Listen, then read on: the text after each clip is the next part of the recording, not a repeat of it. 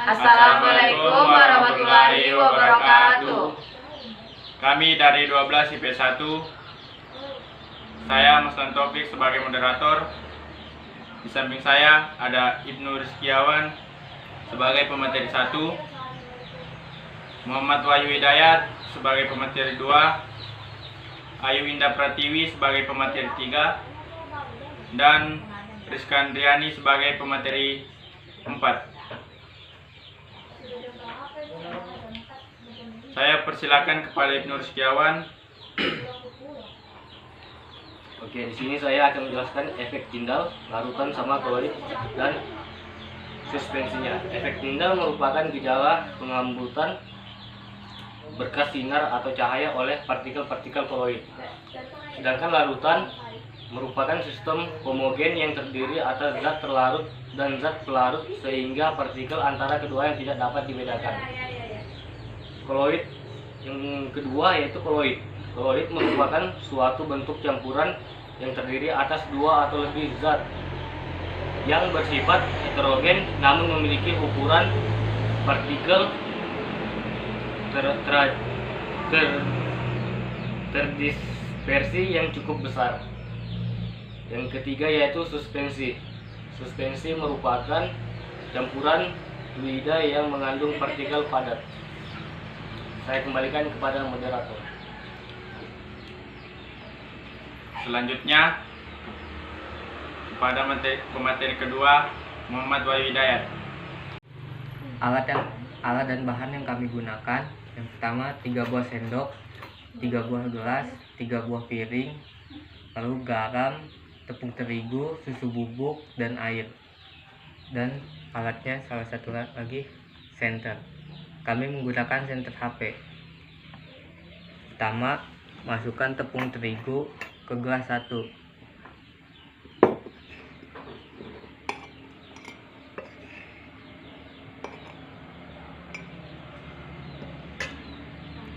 Masukkan susu bubuk ke gelas 2.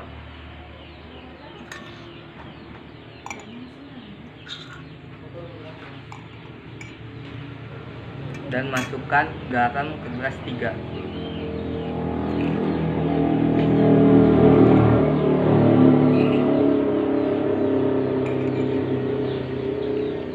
Lalu tambahkan air ke dalam setiap gelas.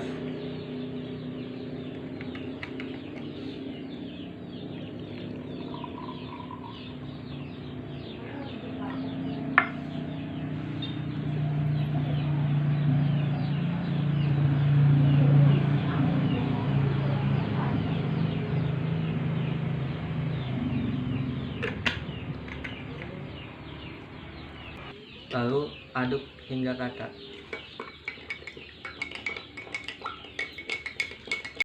Saya kembalikan ke moderator. Terima kasih kepada Muhammad Wahyu Hidayat.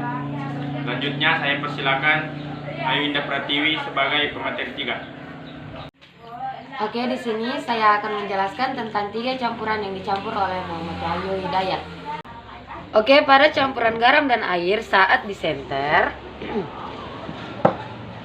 partikel zat terlarut dan partikel zat pelarut sudah tidak dapat dibedakan lagi. Ini menandakan bahwa campuran tersebut terlarut sempurna sehingga cahaya dapat ditembuskan. Campuran ini termasuk larutan. Sedangkan campuran susu dan air, cahaya tidak ditembuskan secara sempurna, namun dihamburkan karena partikel terlarut tersebar merata ke dalam pelarut hingga menghalangi cahaya. Campuran ini termasuk koloid. Sedangkan pada campuran tepung dan air termasuk suspensi karena partikel terlarut yaitu tepung lebih besar dari partikel air sehingga tidak dapat meneruskan berkas cahaya. Saya kembalikan ke moderator. Terima kasih kepada Ayu Indah Pratiwi. Selanjutnya saya persilakan kepada Rizka Andriani sebagai pemateri 4. Oke, di sini saya akan menyampaikan kesimpulan dari praktek kami. Yang pertama, campuran garam dan air termasuk larutan, di mana larutan memiliki ciri-ciri bersifat homogen. Semua partikel berdimensi kurang dari 1 nanometer,